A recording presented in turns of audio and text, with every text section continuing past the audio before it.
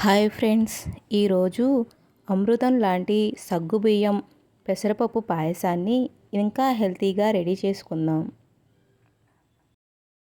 ముందుగా ఒక కప్పు సగ్గుబియ్యానికి అరకప్పు పెసరపప్పు వేసి శుభ్రంగా కడిగి 1 గంట వరకు నానబెట్టి ఉంచుకోవాలి.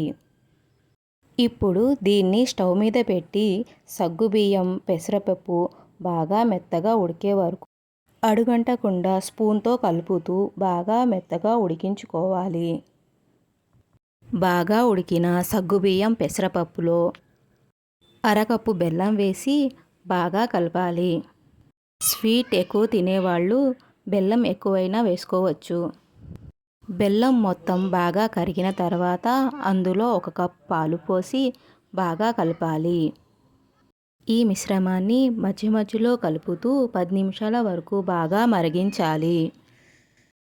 ఇప్పుడు వేరే ప్యాన్ తీసుకొని అందులో కొంచెం నెయ్యి వేసి జీడిపప్పు అలాగే ముందుగా తురిమి పెట్టుకున్న క్యారెట్ వేసి బాగా కలపాలి.